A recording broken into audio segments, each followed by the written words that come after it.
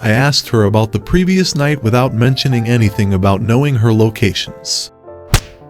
Hello everyone, welcome back to my channel Our Zone Stories. Today we have a story where this woman was ghosted by her fiancé because he found all her unfaithfulness on secret camera. Let's see what happened afterwards.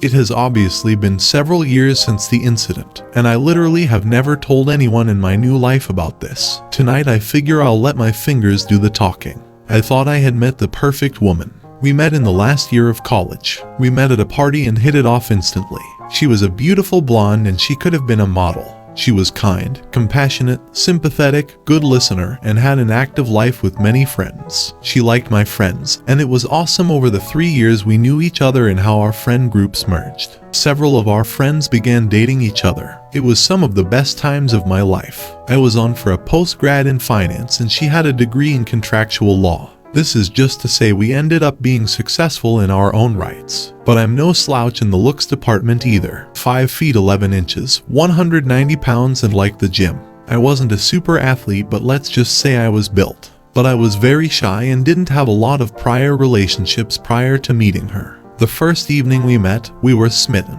First night we talked all night. Then it went to texting and phone calls daily, then dates weekly.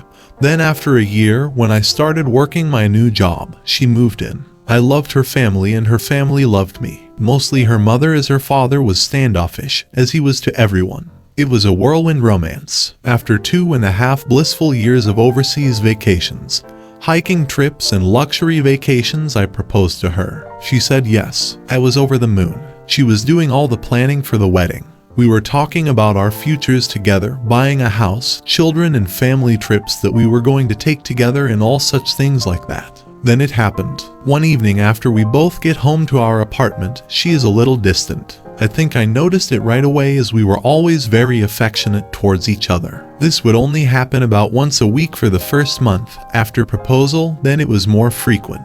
I waited and observed. These bouts of ignoring me would only last a couple of hours, then she would be right back to normal. But after 6 months, she was like this almost every night. Bedroom activity was still great. Relationship with her parents still great. But over Thanksgiving at her parents' home in Louisville, Kentucky, she was standoffish towards me in front of her mother. Now her mother was a very observant woman. She pulled her daughter aside to talk to her and I could hear them arguing. After some heated but muffled words, they returned to the rest of the family and carried on like nothing was going on. I figured I could ask her about it later and did. She was not willing to talk about it and asked me to wait till we were home to discuss it. I agreed as I loved her deeply and thought we could work through anything. Her mother was an older version of her. Same stunning looks. This is important later. Back home I asked her about it and she was unwilling to discuss it. When pressed on it for a week, she finally confessed that a guy at her work was trying to get to know her better. She wanted to be forthcoming, so she showed me her phone, and as I looked through it, I noticed that all the texts that would have happened during the times she was withdrawing from me were removed. There was nothing untoward in the texts, but I did go into her phone settings and turned on her locator on her phone as we shared the same phone plan. And I honestly thought it would make me see that she was not doing anything wrong. I was wrong. That second weekend after Thanksgiving she had a company Christmas party. I had planned on going but came down with food poisoning and had to back out. She had a girlfriend pick her from our apartment as they planned on drinking a lot. We had planned on going out all night, so I told her to have a blast and I would see her in the morning. So, as I'm puking my guts out and barely able to get off the toilet for more than 30 minutes, I grabbed my phone and watched her location. First it was a restaurant, then the venue of the company party, then a bar. None of this alarmed me until I saw her phone stop in a downtown hotel. At this point I was miserable in more ways than 3. Projectile vomiting out my back, mouth and now soul. I finally fell asleep due to sheer exhaustion at 2 a.m. At 7 a.m. I awoke and saw she was still at the hotel. At noon she finally comes home, and I am on the mend. She loves me up and I asked her about the previous night without mentioning anything about knowing her locations. She talks about the restaurant, party, the bar, but then says she went to her girlfriend's house to crash for the evening. First lie. For the next 3 months she has to start working later, and later 3 to 4 days a week. As I start asking her about it, she becomes more and more defensive. I talked to her mom one evening when Fiancé didn't come home until late. I asked her mom about the Thanksgiving conversation, and she admitted to me that she thought her daughter might be stepping out of our relationship because of how she read her body language. She also said that her daughter was being more and more distant with her in their weekly texting conversations. With all this speculation that was going on in my mind, I kept it to myself. 2 weeks later at work, I ended up getting a new project at my company that was going to require me to fly to the Midwest Monday through Friday for the next 5 weeks starting in 2 weeks. It came with an increase in salary, and as I broke the news to my fiancée, she was delighted for me. I didn't think though that she was excited for the same reasons I was. So I went online and ordered 4 motion-activated spy cameras for my apartment. I put one in the living room/entry area, one in the kitchen, one in our bedroom, and one looking down our hallway. They were very small and connected to the internet via a hidden network, so they couldn't be spotted on the Wi-Fi network. I secured the cams with a password and waited. On my first week out, she had girlfriends over the first 2 nights and never worked late once. The 3rd night a guy came over. I was enraged and sitting there in my hotel room screaming at the monitor and calling her every name in the book. Then they went all the way, first on the couch, then in our bed. She bent for ways for him that I didn't know were possible. What was the worst was as I am watching them get it on, I call her to see how her day went. She hears her phone ringing and holds her hand up for him to stop and answers the call. I ask why she is breathing heavy and said she was at the gym working out. As soon as the call is over, she goes right back to doing the dirty. When I got home Friday evening, I ignored her and went right to bed, and early so I got up and went cycling. I was so upset that I didn't even realize that I biked over 50 miles from our apartment. The furthest I had biked before was 30 miles, but that day I went 105.6 miles. Getting back absolutely exhausted, I showered. Then she and I went out that evening and had fun with our friends and drink a lot. I was bursting inside. Heartbreak, anger, rage, feelings of betrayal all swirled around in my heart and mind. She, who used to be so attentive, was oblivious to all this. It hurt so much because I loved her so much. I finally confided in one of our mutual friends, and he told me that they all knew about it for months. I was finally told. They all felt sorry for me, but no one again said a thing to me, which is why they stopped inviting us out with them. I hadn't noticed it before, but I could look back and see that about 3 months prior they gradually invited us or me less and less. So I figured I would try and win her back. The next weekend I planned the entire weekend as a complete weekend of spoiling her in every way. Wine and dined, pampering, massages, rubs, and talking to her about future plans and about how much I loved her. I knew I was starting to break through when after her 4th glass of wine she started to cry, and I could tell the guilt was coming up to the surface. I asked her what was wrong, but she would choke up every time she tried to speak. I then told her that if she did something in her past, or was having some kind of conflict in her mind, that she needed to speak to me about that. I was more than willing to talk with her about it, and if forgiveness was needed, then I was more than willing to forgive and move on. The only words that came out of her mouth and her was how much she loved me. It actually hurt to hear that from her, as I now had 4 separate videos of her and the other guy in our apartment getting it on. Over the next 8 weeks of traveling to the Midwest, the trips lasted for what would be 10 weeks. I recorded over 41 hours of her having bedroom activity with what I found out was her coworker. She never worked late once while I was gone. I tried every weekend to be extra attentive, and each week she got more and more distant. After watching this for 8 weeks, I was done, so I devised a 12-step getaway plan. 1. Gather evidence. 2. Get her out of the way in order to execute my plan. I scheduled a 2-week exclusive getaway trip for us at an all-inclusive resort Barbados. She was ecstatic. Then a week before the trip, I claimed I had to back out and told her to take a friend. I knew it was over when she showed no disappointment that I couldn't go. She scheduled coworker to go with her. 3. Terminate our apartment lease. It would expire 3 days into her trip and I was the sole signature on the lease. 4. Find a job in another town. The company I had been assisting in the Midwest had offered me a job with a slight increase in salary. 5. Find a new place to live. I got an apartment in the above said location.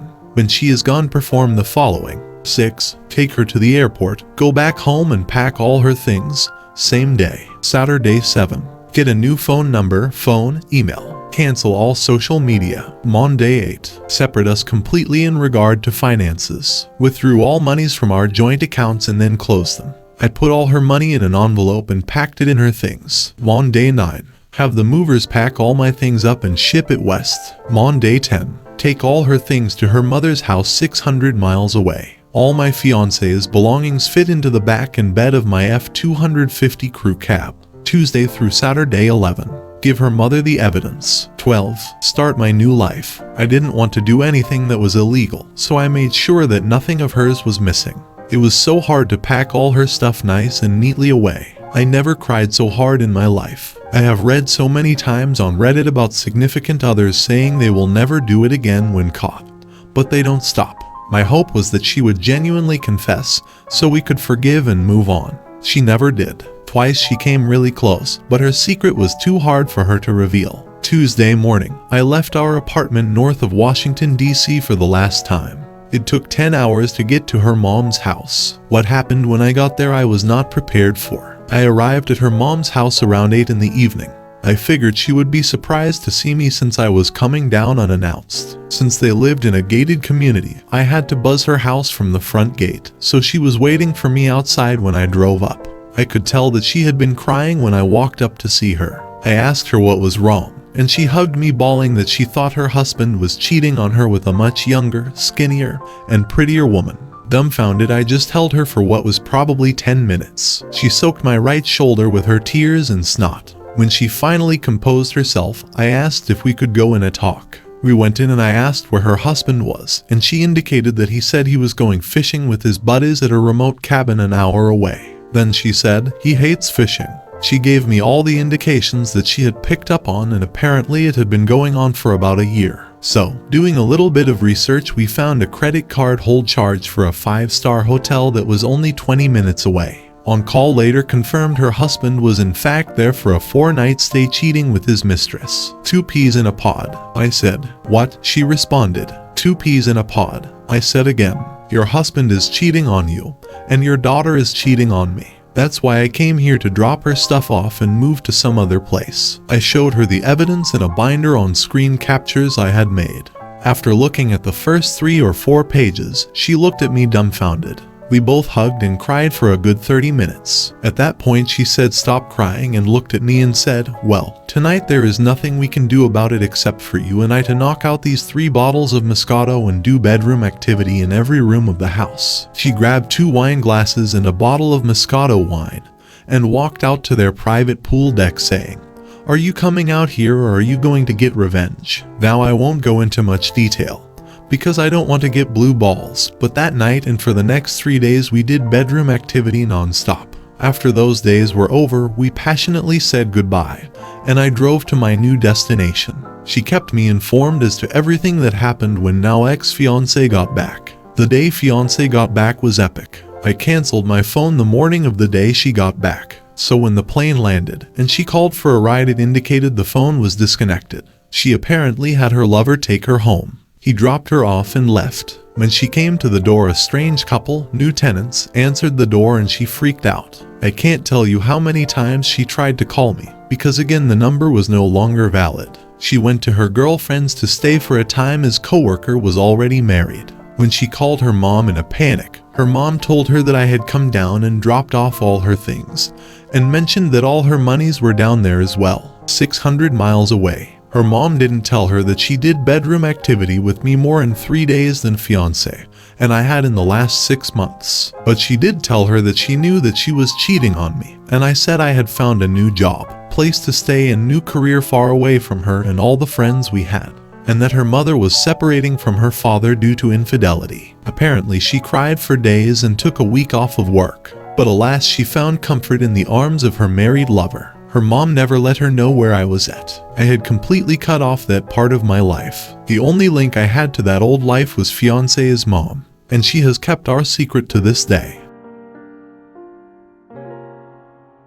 Here is a little bit of the aftermath that happened. As for the timing of the events that let me leave her, a lot of it was extremely fortunate timing for the lease ending, the job search success, and the phone plan ending. Things could have gone down much differently had any of those things been different. My ex-fiancé's mother kept in touch with me for several months afterwards, since we had a mutual loss of relationships and shared in a revenge of sorts against our significant others. However, neither of our respective significant others found out what happened between ex-fiancé's mother and I. Ex-fiancé's mother eventually came out to see me after 7 months in my new location. But much to many of you guys' disappointment, we only talked. We both actually regretted what we had done together, but acknowledged that it was in the past and in the heat of the moment. She said that her daughter knew that ex-fiancé's mother knew where I was, and was very upset that she would not divulge my location. Ex-fiancé's mother asked if she could tell ex-fiancé where I was and give her a way to contact me. But I asked that she not tell her as I was in my new life. Ex-fiancé's mother and I talked extensively about the possibility of her and her significant other staying together and work it out. Ex-fiancé's mother said her husband was extremely remorseful and came clean on everything.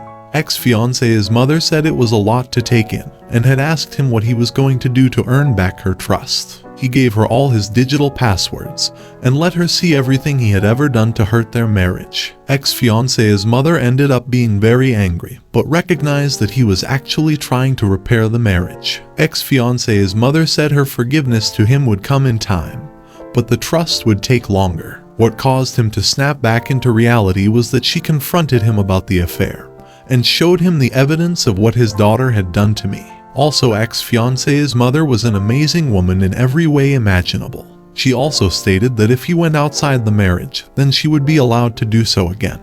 He picked up on the again phrase and asked her what she meant. She told him that as soon as she found out he was cheating, that she did bedroom activity with the first eligible guy she found. He was devastated. Ex-fiancé's mother said they cried a lot and agreed to separate for a short time to give each other time to articulate their thoughts and see if they both wanted to fight for the marriage. Eventually, they went to marriage counseling and are still together as of May 2020. As for ex-fiancé, well, she was devastated by what I had done to her. When she finally went to her parents to gather her things, she was shown the evidence of the affair and was extremely embarrassed. Ex-fiancé's mother had to edit the binder so that when her father saw it, he would not see pictures a father should not see of his daughter. Regardless, ex-fiancé was crushed. She did not find out that her mother had my contact information until months later. Ex begged her mother for my information, and it put quite the strain on their relationship. But her mother also told her that if she had tried to find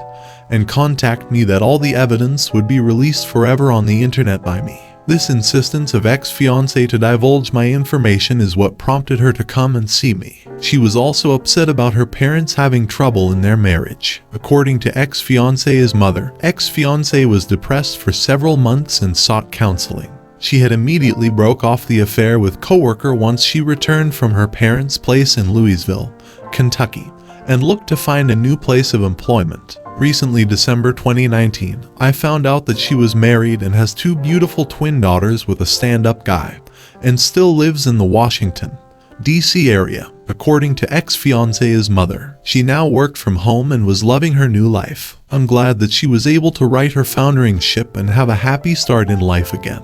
I recently destroyed all the incriminating evidence I had on ex-fiancé, as I didn't want to be that guy who would hold her hostage for the rest of her life. I did ask ex-fiancé's mother to let ex-fiancé know this. If I had been on the potential receiving end of that information bomb, then it would have caused me many sleepless nights. As for myself, well, let's just say I am satisfied with my current life. Ex-fiancé's mother and I talked every few months initially, but now we talk once, maybe twice a year. Usually it's a short note updating each other on life's little changes. The only question that remains unanswered for me is that if ex-fiancé's mother and her husband were able to repair their marriage, would it have been possible for ex-fiancé and I to have repaired ours? But I never gave it the chance. One can only speculate. Our lives are on vastly different planes now.